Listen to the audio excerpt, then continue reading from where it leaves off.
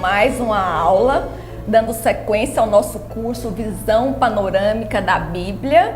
E nós estamos com essa visão panorâmica inicialmente do Antigo Testamento. Já vimos sobre o Pentateuco e sobre os livros históricos. Na nossa Bíblia, a sequência agora seria os livros poéticos. Porém, por uma questão didática, que eu tenho desejado mostrar para vocês aquela sequência histórica que tem a Bíblia, que estabelece a unidade entre o Antigo e o Novo Testamento, eu optei por nós fazermos agora os profetas maiores e menores, porque esses profetas, todos eles, conforme nós já vimos no final da última aula, eles profetizaram no tempo dos reis, durante o exílio e pós-exílio. Portanto, na aula passada nós terminamos com os livros históricos e vimos que a história do povo de Israel e, portanto, a história do Antigo Testamento finaliza no livro de Neemias. Então agora nós iremos entender que todos esses profetas se encaixam nesses momentos históricos que nós já vimos anteriormente por meio do estudo dos livros históricos. Esse período aqui começa a partir do século 8 a.C. e é um período marcado por um notável desenvolvimento intelectual do homem. E nesse período aqui apareceram os grandes orientadores da humanidade, como o Zoroastro, Confúcio e Siddhartha. Enquanto a Sofonias anunciava a desgraça de Jerusalém e Naum a de Nínive, Zoroastro reformava a religião iraniana. Simultaneamente, as exortações de Jeremias e Ezequiel para que o povo retornasse à pureza no culto diante da presença de Deus, o Confúcio dava à religião da China uma forma definitiva e Siddhartha lançava as bases do budismo. Vamos ver inicialmente o profeta Isaías. Desde já eu quero chamar a atenção da importância que tem quando nós formos ler um profeta, entendermos o contexto histórico em que ele profetizou. Ou seja, quais as circunstâncias políticas, econômicas e sociais estavam naquele momento e que fez o profeta profetizar aquela profecia.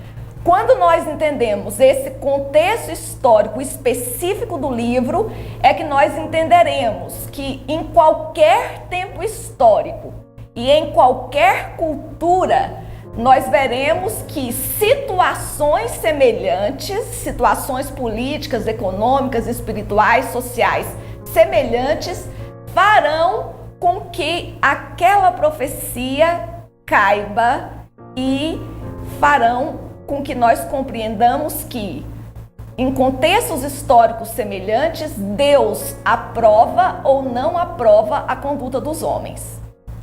Veremos então o livro de Isaías. Do capítulo 1 ao 5, há o julgamento e a salvação para Judá e Jerusalém. Do 6 ao 9, a atividade de Isaías como profeta. Do 10 ao 12, sobre o remanescente que será salvo. Do 13 ao 23, o julgamento de Deus sobre todas as nações. Do 24 ao 27, acerca do fim do mundo e do julgamento de Deus. Do 28 ao 34, Judá entre Assíria e Egito. 35, sobre a salvação no futuro.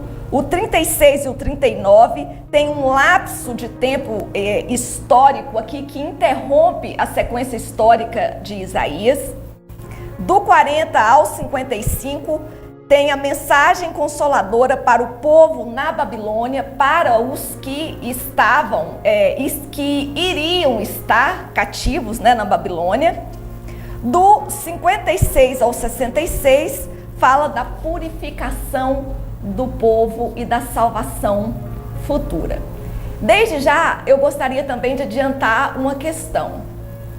Regra geral, os profetas profetizam contra o pecado de uma forma geral, tanto para sacerdotes, quanto para reis, quanto para o povo.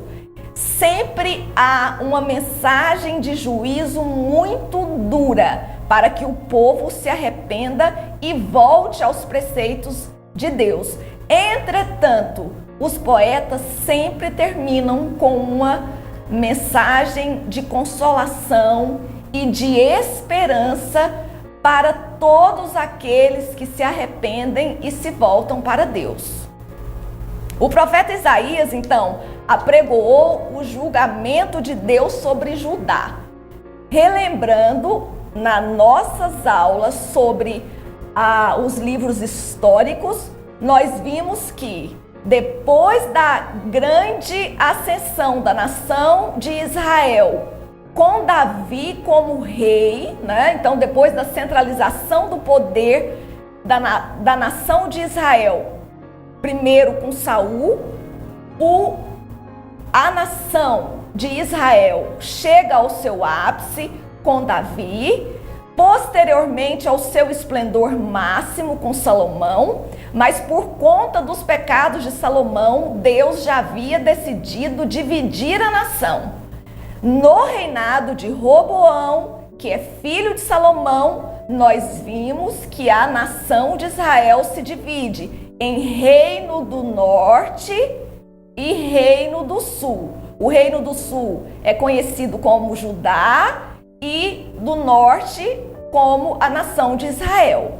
E vimos nos livros históricos que essas 10 tribos do norte foram levadas cativas pela Assíria e eles se misturaram completamente aos povos da terra e se tornaram nos samaritanos.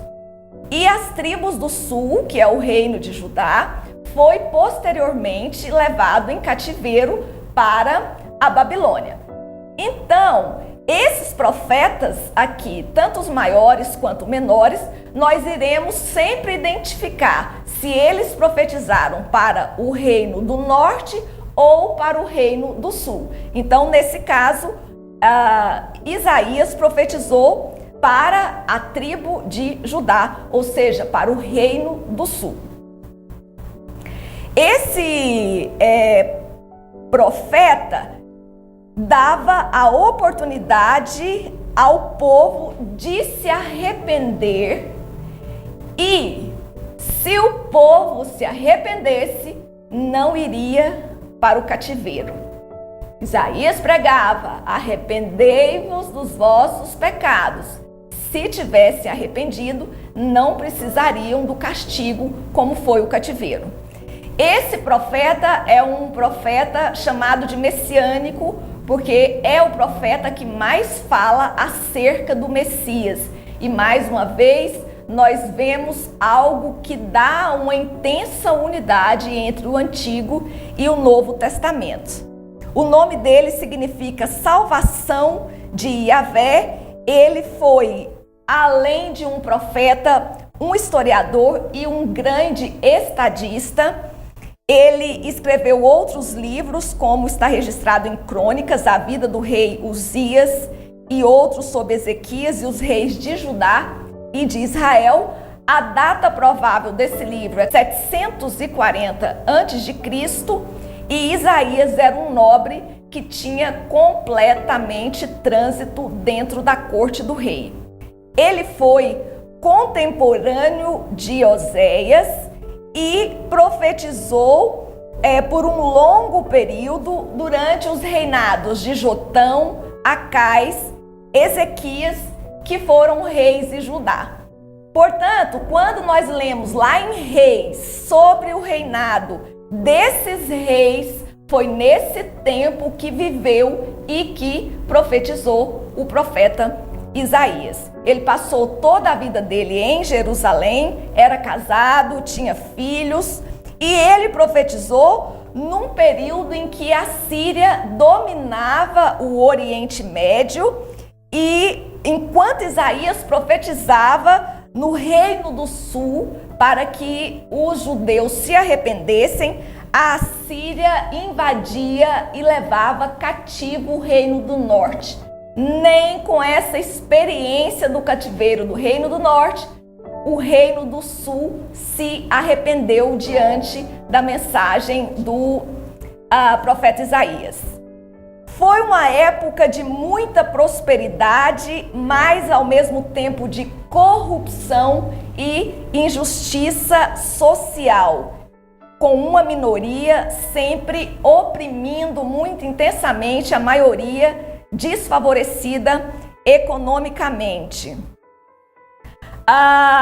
Isaías exortava os reis de Judá a confiarem completamente em Deus e não fazerem aliança com o Egito e nem com a Síria, mas os reis não ouviram o profeta. Ele foi conselheiro dos reis e também foi considerado um profeta evangélico por conta da quantidade de mensagens relacionadas ao evangelho.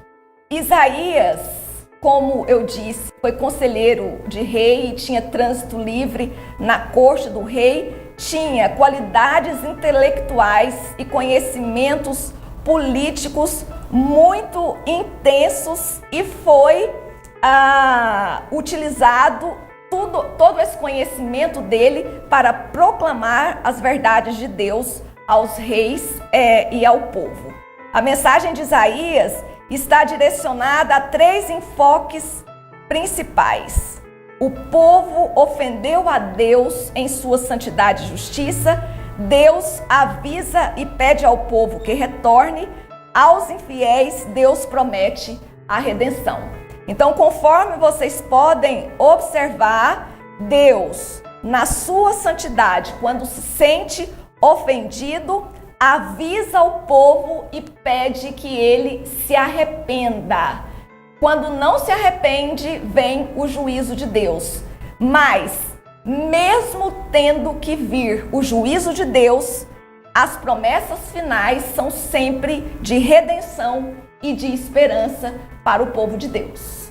Nós ficamos por aqui e na próxima aula continuaremos com o profeta Jeremias.